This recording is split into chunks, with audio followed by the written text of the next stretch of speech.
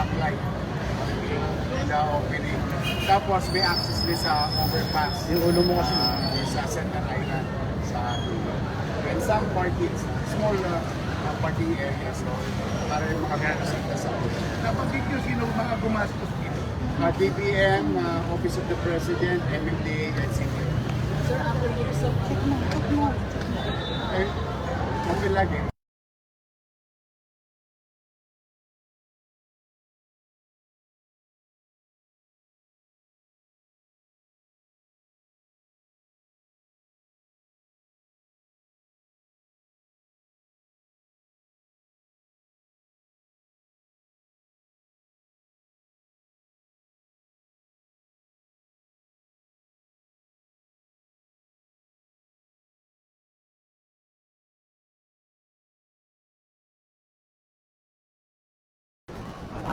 Container.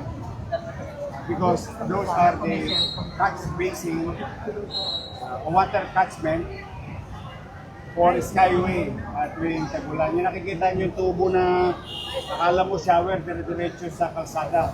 Dito sinasalok. Tapos may drainage system to for sa loob lang ng park. Hindi ilalabas sa tubo sa labas. So that we can use the water back to the plants in a good day. wala lang ako, sir. Mayor, nabanggit po rin sa news na may garbage crisis sa bansa. Dito po sa Manila, may garbage crisis. Well, I want you to be the judge of it. As far as Manila is concerned, there is none. Before I became mayor, there is garbage crisis. Update yung plan. Ano kabilis na wala akong... Ay, salamat naman sa Diyos. Now, let me take this opportunity to thank all 896 barangay officials. Barangay in the city of Manila. As you all know, upon the sanction of office last July 2025, I created Executive Order number 3, wherein we are directing all barangays every Saturday to conduct cleaning the drainage of our city. At the time, wala pa halos sa Baguio.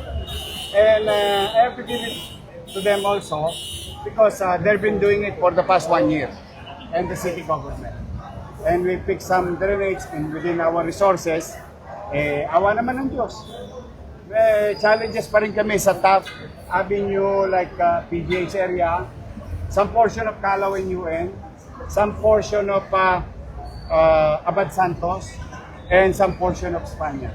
But generally, we're very happy na medyo naligtas kami itong bagyong ito. Pero marami pang challenges. At malayo pa kami. Malayo pa kami sa mga pagawaing bayan para dumating naman ang araw, makatikim naman ng taong bayan ng tuyong kalsada sa panahon ng pagdula. Kami manisip tuyo metaphorically, walang baha. No? Nakita mo yung dagat ng ilog, yung basura mo sa Redemptorist. Dapat naman palakasin yung batas kontra sa mga... Basta kami, pag may bagyo, may ulan, yung palo ng galing ng Batangas, Bataan, Pampanga, Bulacan, papalo sa Roas Boulevard. And one of the areas is Baseco, on top of the Roas Boulevard side. So kami naman, part na ng buhay namin as City Government of Manila. Kalawit lang kami ng kalawit ng solid materials na lumulutang after the rain sa aming mga pantalan or dalampasigan. Mayor, similar nadagdagan pa ba siya? We continue to create open green space. Ayun talaga, kaliwat kanan dito. Ewan ko kung napapansin niyo yung Roas Boulevard.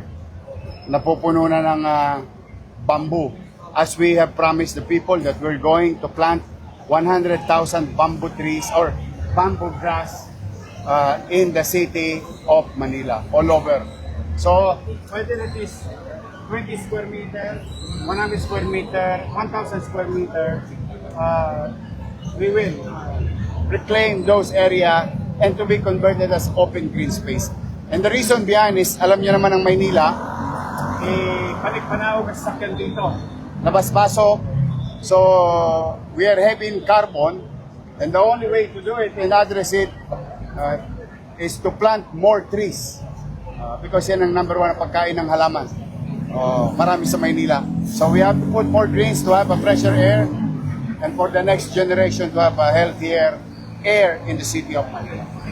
Silong na kayo!